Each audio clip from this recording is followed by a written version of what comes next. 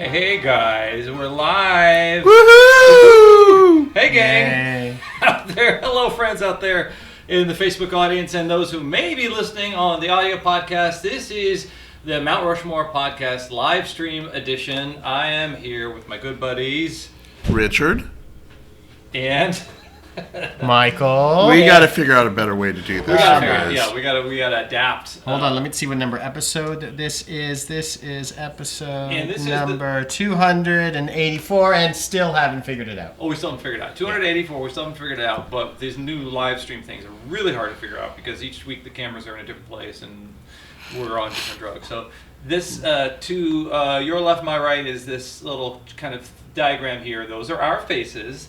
Michael and Richard are both wearing the glasses. Michael's the one in red, Richard's the one in blue, and I'm the one in white as the peacemaker, but also the judge of this whole thing, but the innocent person in the middle wearing white. And this is the, down below, two places where you can find this podcast on Google Podcasts and also on Apple Podcasts, where we invite you to listen, download, rate, and review past episodes because we've been doing this for 73 years. Feels like it. Feels like it. Yeah. Yeah. And what we do is we rate the most ubiquitous aspects of any given topic and these guys pick the top four, and I judge the F out of them as they we decide together what's the top thing. So, Michael, look into the camera, and I want you to tell the viewing audience out there in Rushmore Land what the topic is this time around. I gotta read it, so apologize for me not looking at it. It's the Mount Rushmore of famous, but not quite as famous, siblings. Okay. I don't know why I thought of this episode. In between recording, I kind of turned to both of you and said, I don't know why I thought of this, but this is one of those things that kind of comes to your mind when you're thinking about fame and why someone is more famous or less famous. Richard, I think you asked me if I was more famous than my sister, and I think kind of, but only within a small community. Are you more famous than any of your siblings? Yeah, I would say so. Okay, Jeff? Now, does that mean if you searched on Google, you would pop up? Don't search on Google for anybody. Okay. Don't ever do that. Don't even look for ours. Okay. For us. I don't know. Fame is such a weird thing. Like, why does it strike one sibling and not another? Why does somebody become famous when they grow up in the same household? In theory, maybe sometimes they even pursue the same sort of career. And I know, specifically in a couple of my choices, they are like right then and there, like going into, let's say, acting. Yeah. And some people are just more famous than the other, and what hits and what doesn't, I think, is pretty interesting. Yeah, and fame is something that, as far as a measuring stick, doesn't mean you're a good person. In fact, my first pick, I think that the person that I chose is better than their more famous sibling. Yeah. Okay. Cool. I believe, unless I'm mistaken, Ron Adolph Jr. is watching. Hey, Ron. Tremendous gratitude. This is a repeat offender that Ron Adolph has. I remember watched this guy from last week. Before the stream. Yeah. So much gratitude to Ron.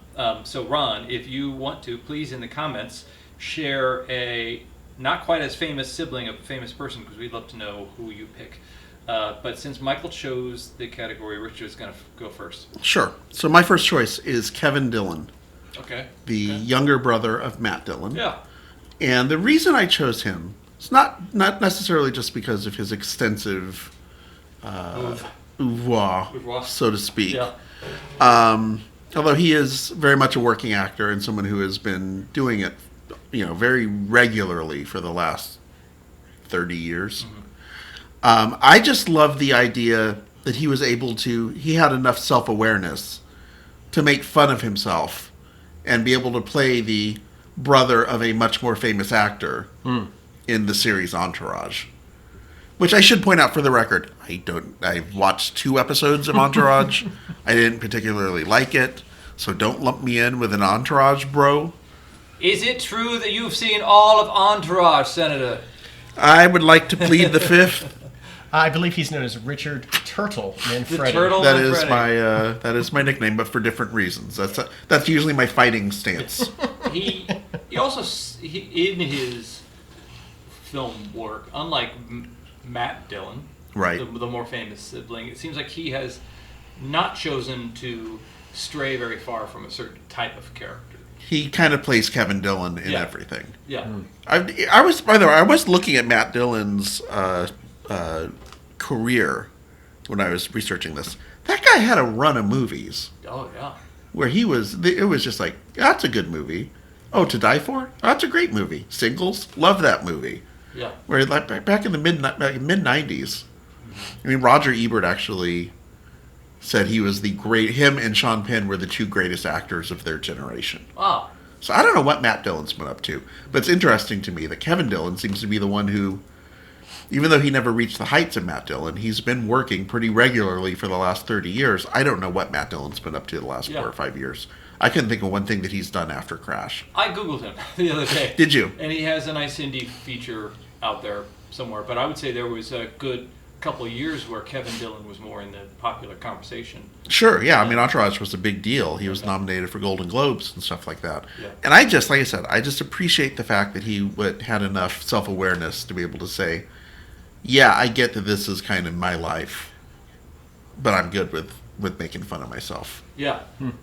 I think there was a cable Cinemax, a movie on Cinemax that was like Was Sybil Danning starring in it? It was a Catholic school kind of coming of age film. Was Sybil Danning in I it? don't think she was. Okay. It was a period film, and it was he was great in it. I remember starting off thinking, "Oh, this is the guy that looks like Matt Dillon," but very Right. quickly was like, "Nah, he's holding it on and doing his own thing."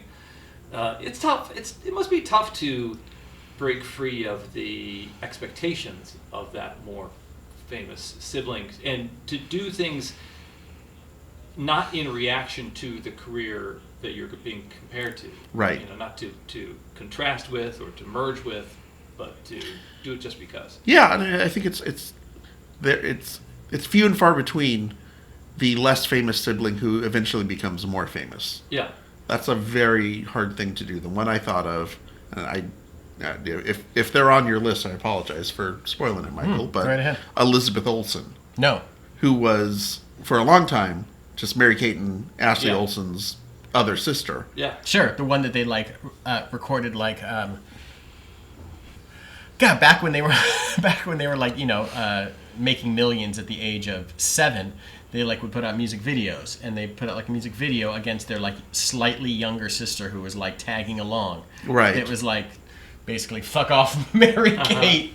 You're 5 and we're 8. Yeah. And hey, here's our rap song about how much we hate you. Yeah. Elizabeth Olsen, pariah in our lives. Yeah. Right, and now she's the one who's WandaVision and Yeah. Marvel movies and Yeah. I don't know what Mary-Kate or Ashley are doing anymore. Yeah. I have no idea. Just sitting on millions. Piles of much like Scrooge McDuck diving Yeah. into their Yeah. piles of gold. Valued stream watcher Ron Adolph Jr. has been giving with both hands in terms of the suggestions.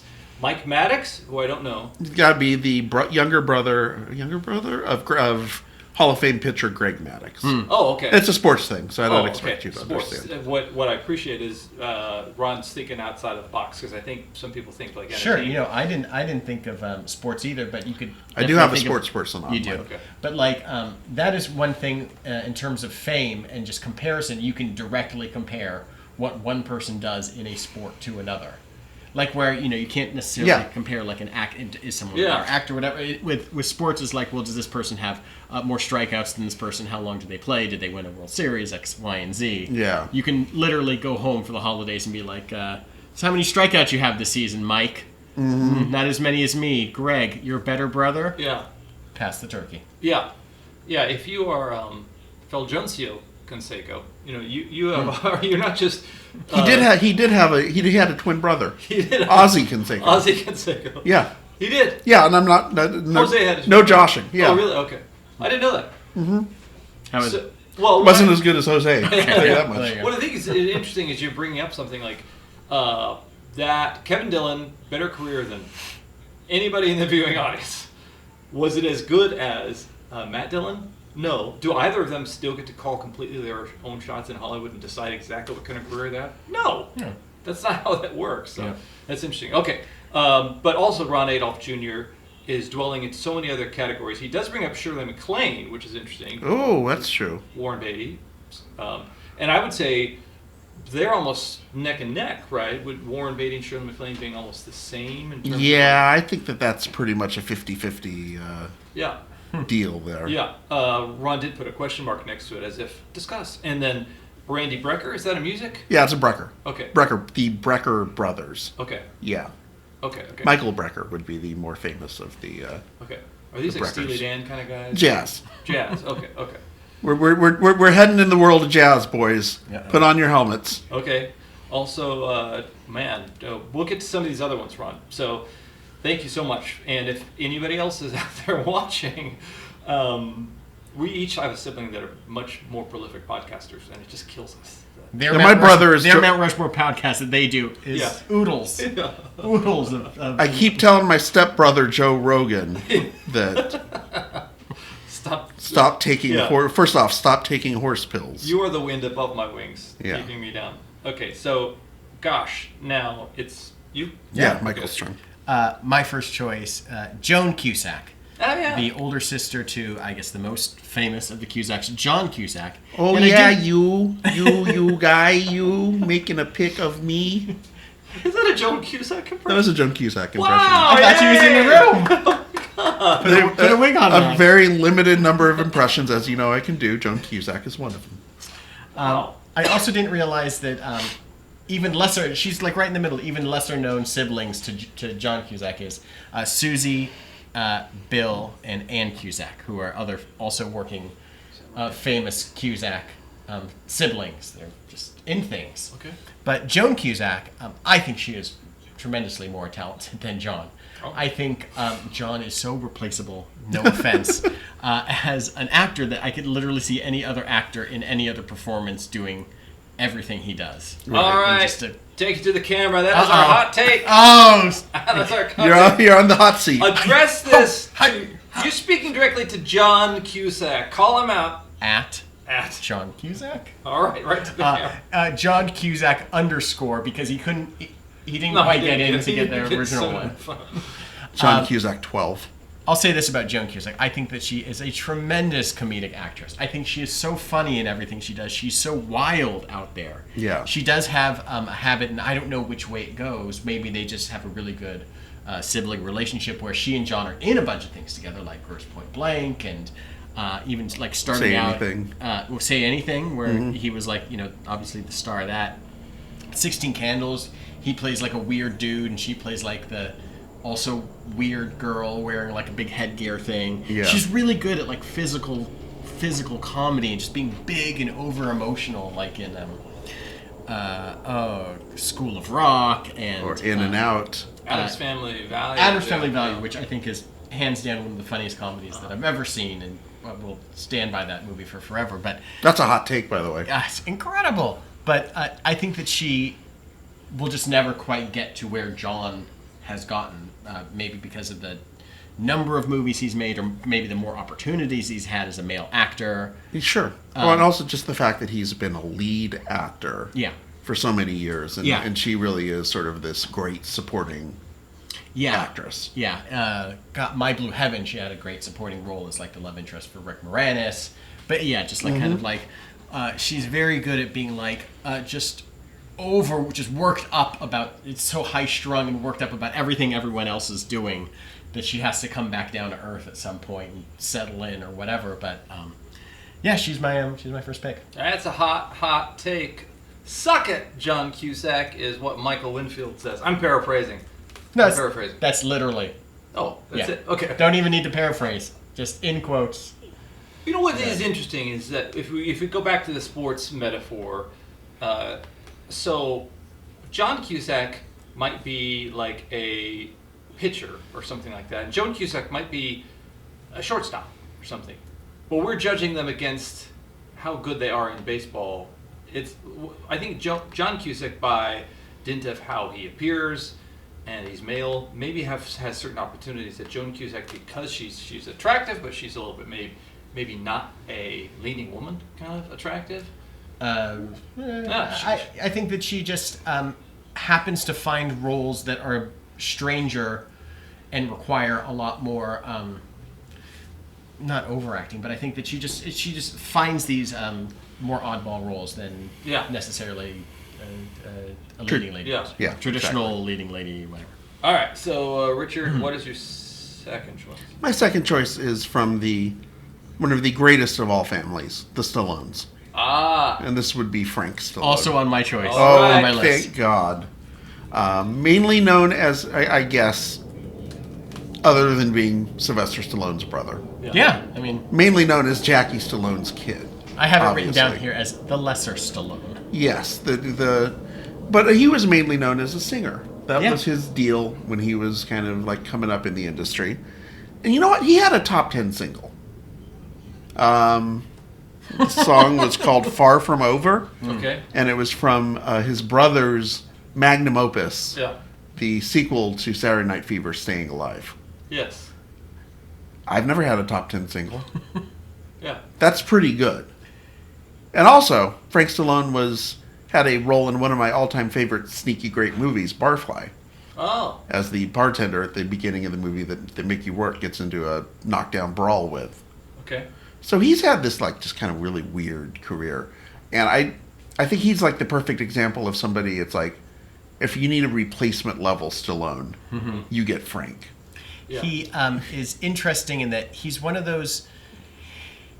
It's so, when you see brothers next to each other and you're like, oh yes, they look almost alike. Yeah. There's so many things. And I was looking at a picture when Richard brought it up of Kevin and Matt Dillon. Kevin Dillon doesn't quite look like Matt Dillon, but Frank Stallone is like...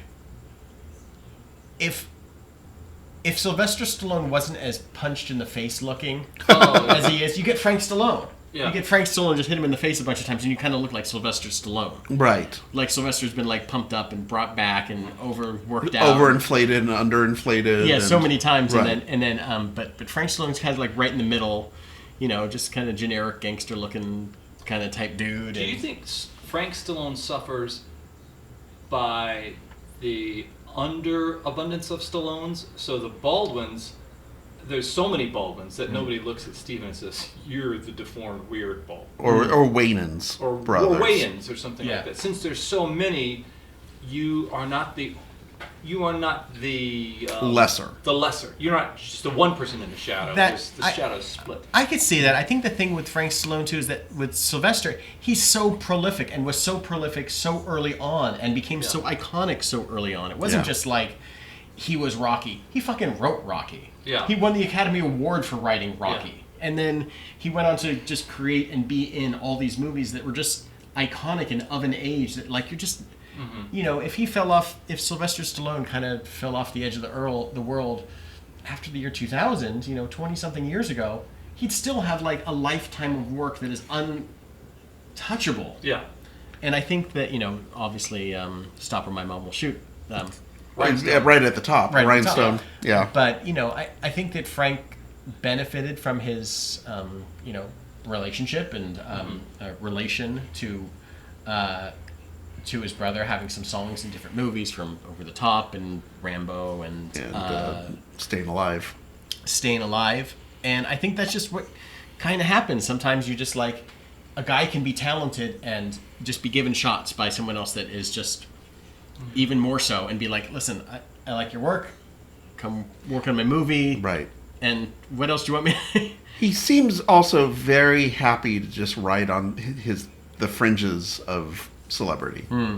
He's somebody, if you offered him to be on The Surreal Life, the VH1 reality show where they have like the C-list celebrities and they come live in a house, he would jump at that in a heartbeat. Yeah. He would be knocking Joey Travolta over or Don Swayze or somebody like that to get his foot in the door as the celebrity brother on the show. That's funny. Like he's been on Howard Stern a bunch of times, and he fought. Part of the Stern things that he did is he fought Geraldo Rivera in a boxing match. And he's just done goofy stuff like that throughout his life. He just seems happy to be riding his brother's coattails. Yeah. Which, we talk about some, I'm sure some of the people we'll talk about are people who are not happy to be associated as closely with their siblings. I will say, throwing back to, first, Ken Stallone, if you're listening to this, I want to let you know what I think is your best performance that I've seen is when you headlined Italian Fest in Los Angeles. Ken Stallone? Sorry. Frank Stallone. Oh, thank you. Frank Stallone. I thought there's another Stallone brother happening. Yeah. Ken Stallone is the guy who changed the oil on my 2008 FJ Cruiser at the Sheffield. No, Frank Stallone, you did a wonderful performance at Italian Fest, and that I think is your best work.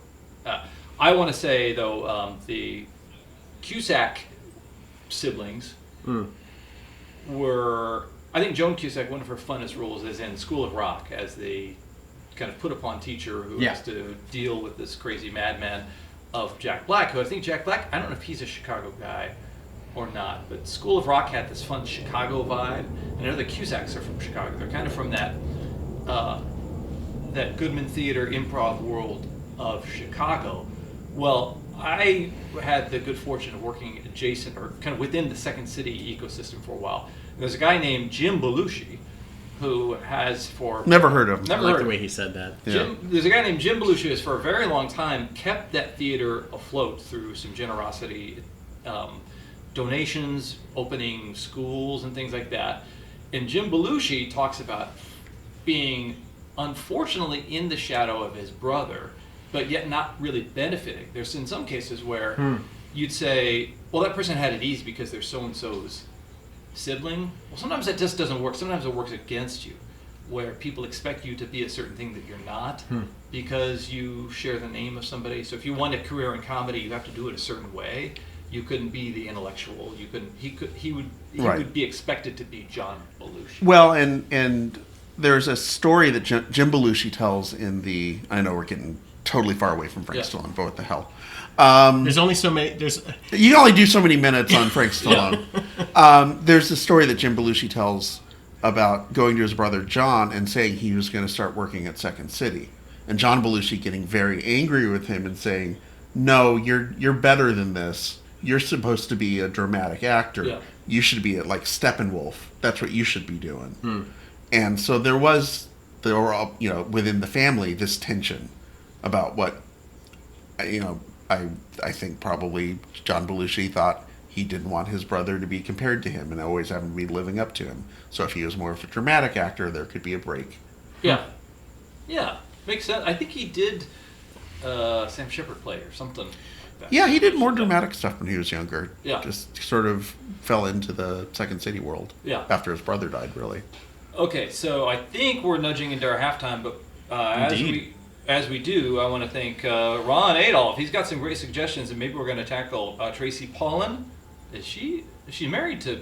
Is it Travolta's? No, she's married. Wasn't she married Michael to Michael J. Fox? Okay, I didn't know she had a famous sibling. That's really cool. I'm going to look that up. Beat L.A. I'm not sure what that is. Albert Bell had a twin. Is that a sports thing? Albert Bell was a baseball player, I believe. Yeah. And Great and Hudson Hawk is what Ron Adolph also put. So Ron, you can comment more if you want to lead us in the right direction on some Just of these watched comments. Hudson Hawk. Did you? Yeah, a couple 2-3 weeks Really? ago. Yeah. How was it? Did you? Better than I remember. But Over the top. You got out of jury duty. That's the most important thing. That's one of the questions they ask. Have you ever watched Hudson Hawk? You're not fit. Yeah, I'm it not was fit it for was anything. over the top and campy. It was not over the top, though. But it wasn't over the top. Nothing is as good as that movie. But it was fun. It was like, I don't know. 25 years of like not seeing a movie. You're like, okay, why was everybody so up in arms about it? It was fine. Why we got to be so mad? It was cute. It's Char syndrome. Oh, it was what's her name's in it? Andie MacDowell. And then a week after we saw that movie, we watched. We were on like this '90s terror movies. We watched Four Weddings and a Four Funeral. Weddings and a Funeral, and just Andie MacDowell was all over. Yeah. Like the late '80s to like mid '90s. She just crushed it from like Sex Lies videotape. all of it. She from like What's the green card? Groundhog Day, Green Card. She's yeah. just like, fuck. Andie MacDowell was Really just like good. Like she in falls everything. off like the Lancome truck, or she's like a An cover girl. actress, or yeah, something. or a model, yeah. Model, yeah. Is she more famous than Roddy McDowell? I don't know if they're Malcolm. related. Maybe it's Malcolm. Malcolm McDowell. Roddy McDowell. Roddy. I think Andy before Roddy. Okay. Depends on your love of the Planet of the Apes movies, I suppose.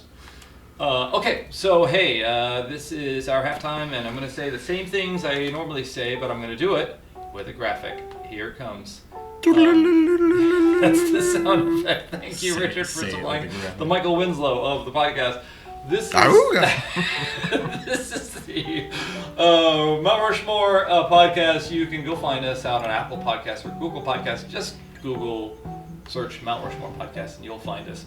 And we invite you to download, rate, and review past episodes. It sure would be cool if you would share it with a loved one, a sibling. Give it in place of a gift.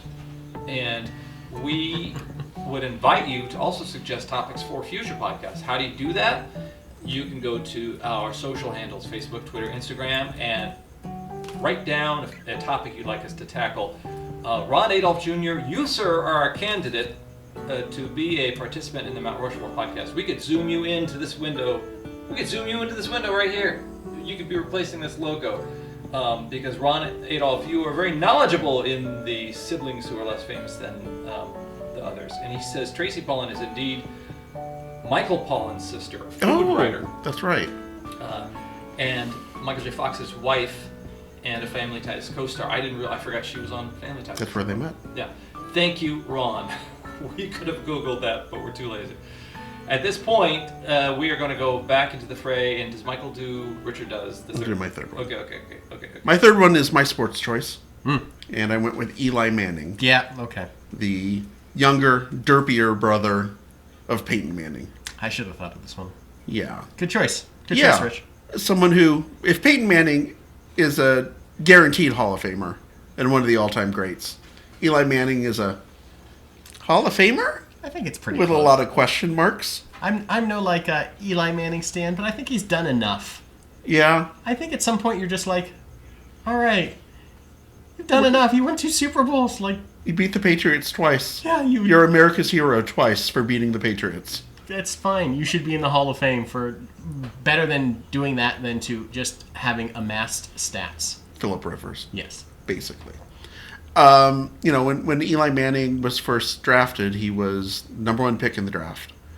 And he was someone who a lot of people thought, well, he's going to be a bust, because a lot of times you've seen younger siblings of NFL players, and they almost never pan out. And I appreciate the fact that Eli Manning, like I said, if Peyton Manning had Manning face, which was a big Bill Simmons thing he would talk about how sometimes Peyton Manning would just get this very confused look on his face when something was going wrong. Eli Manning somehow even took that to the next level.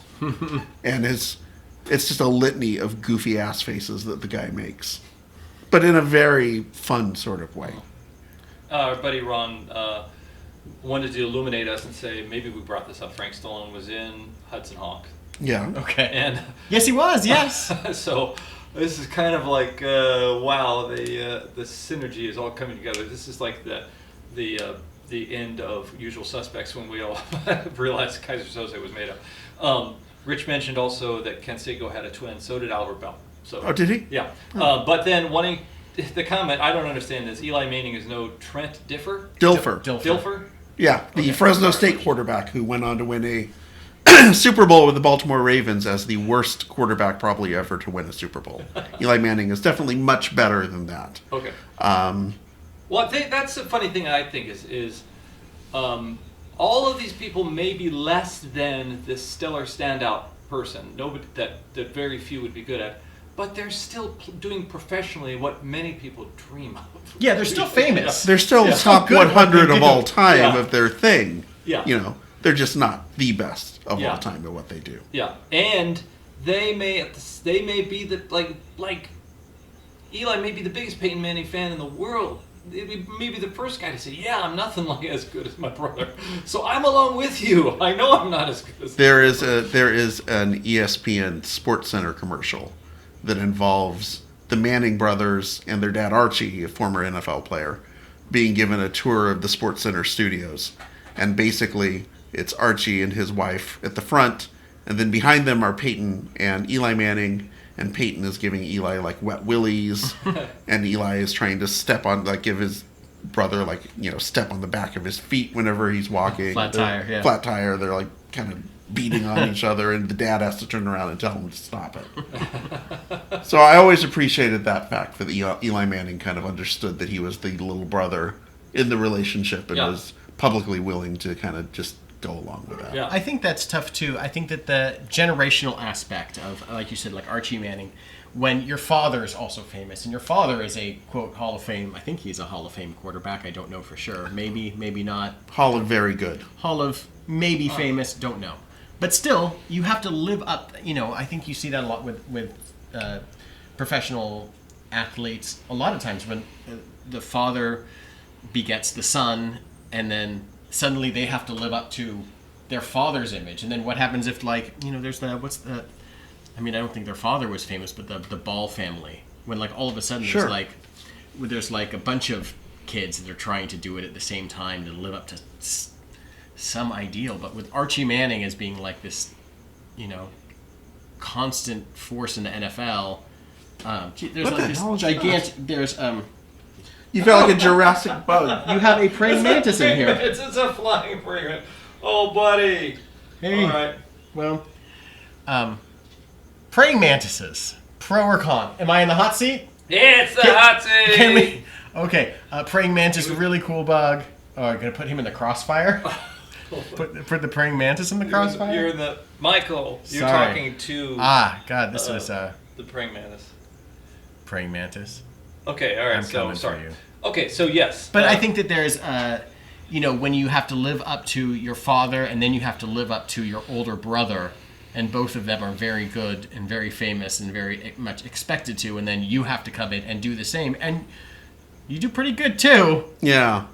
And now there's another Manning coming up, which is really Cooper, their other brother who had some sort of heart condition or something, so he couldn't play football after college. His kid Arch is the number one rated quarterback prospect for in 2023. Interesting. So it continues. All right. Who's next? My Michael's next third. choice. My third choice is Roy O. Disney, the brother of Walt Disney. He is not. He's even not as famous as his son, Roy E. Disney, who went on to become the face of Walt Disney Company for a number of years after Walt's death. Roy Disney is, Walt's brother. They founded Walt Disney Studios together.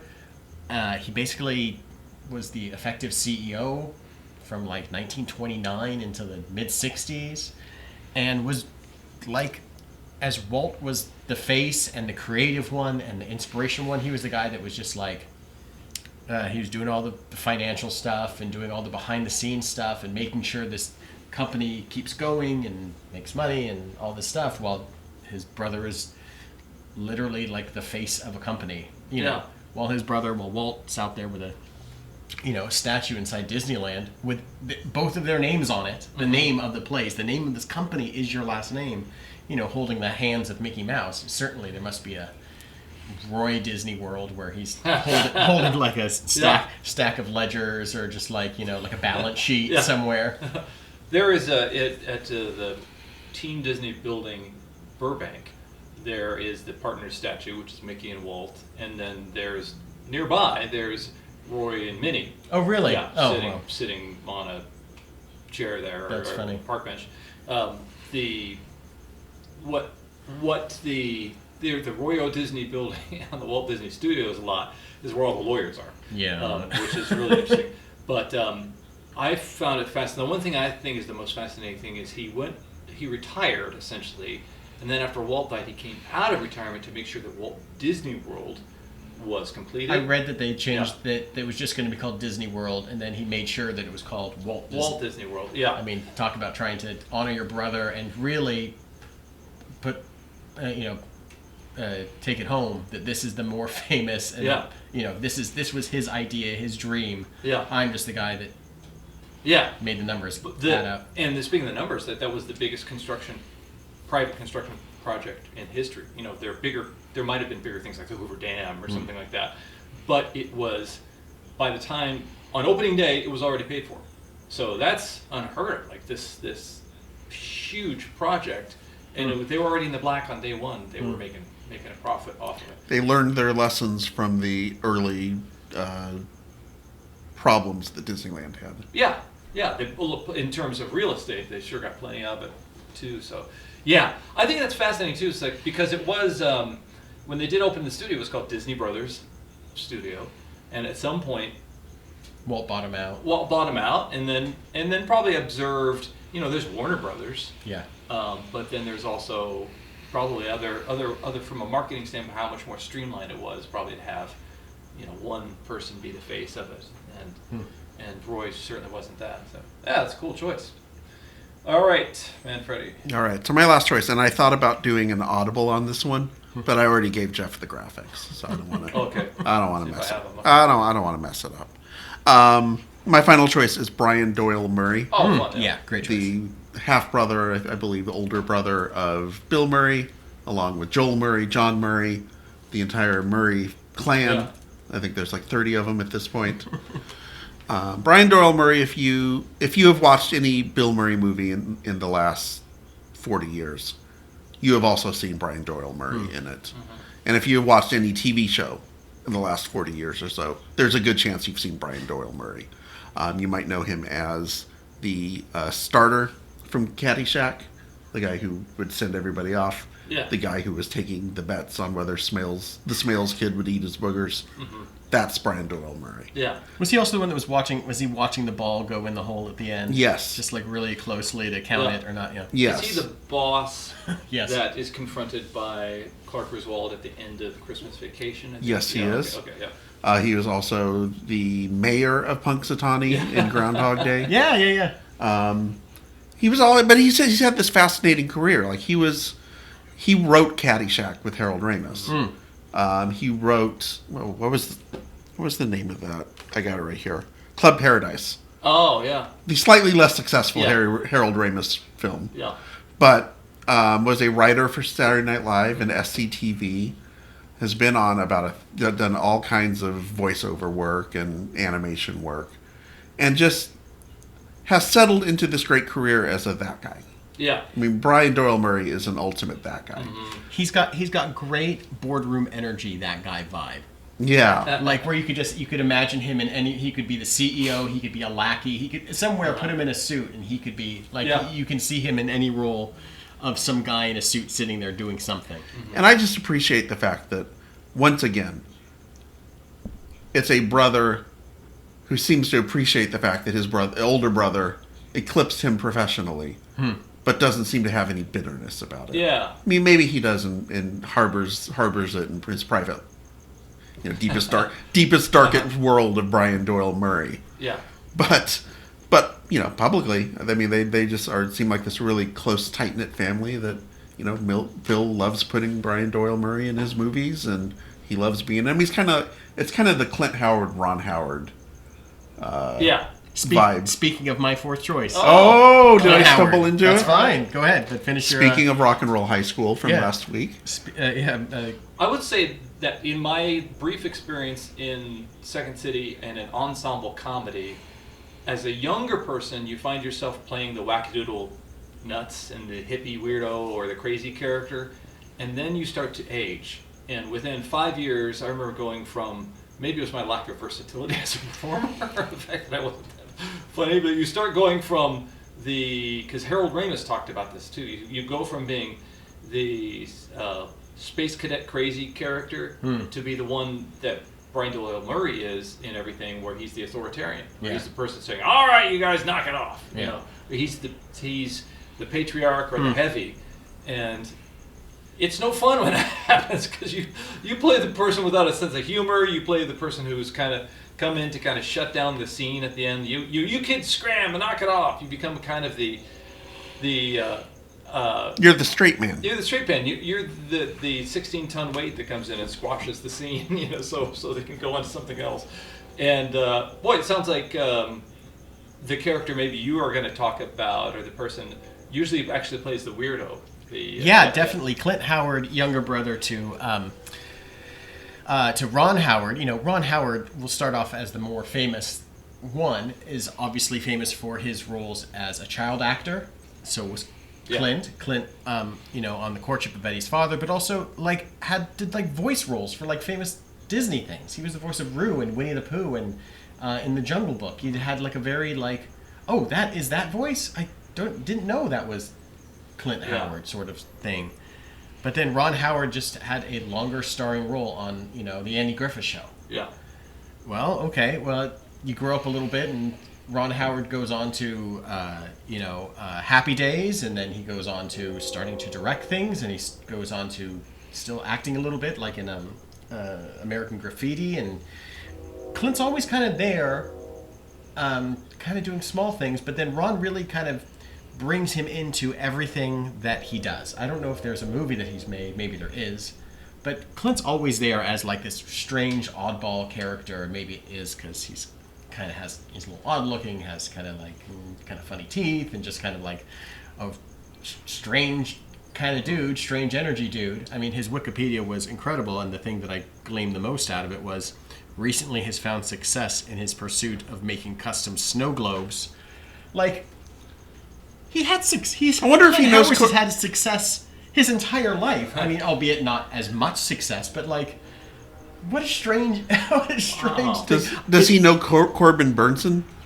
Noted snow globe collector. I don't know if you guys know that, but Corbin Burnson is one of the world's leading snow globe collectors. Is that right? It made me to wonder if Clint was the one that's editing his own Wikipedia page. Yeah. Very likely. Guess what? I click snow globes.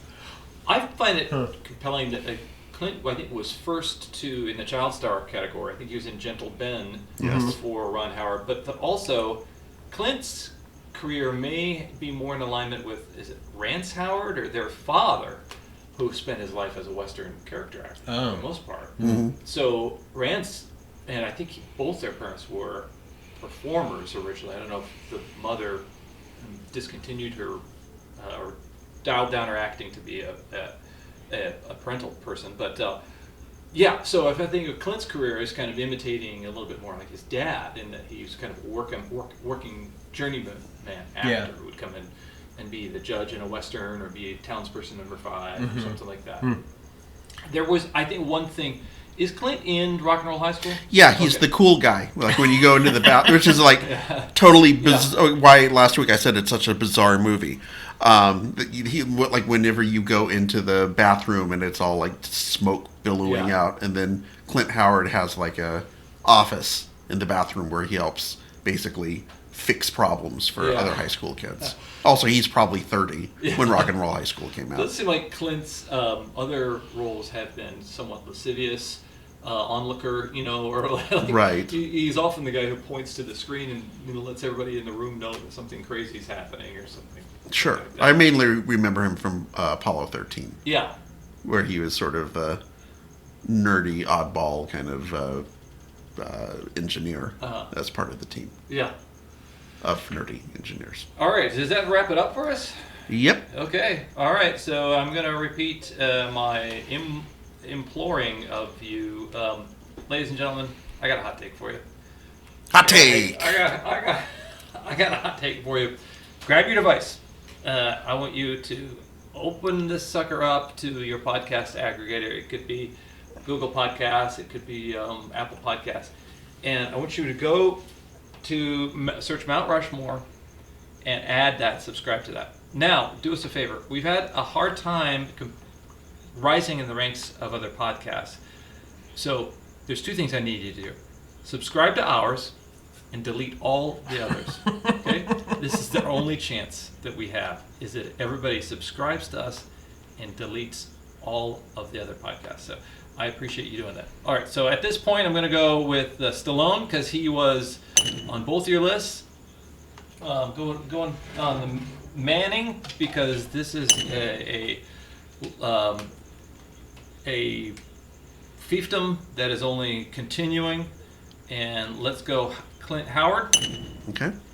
And why don't we go Cusack? So, all right, and maybe we can do this right, you guys. This has been the Mount Rushmore of celebrities who are famous but have siblings who are not quite so famous. I want to ask Ron Adolph Jr. to please continue your amazing support of this podcast and stream. We really appreciate it. Also, go Dodgers. Go Dodgers. I, as always, am Jeff. I'm Richard. I'm Michael. Bye-bye, everybody.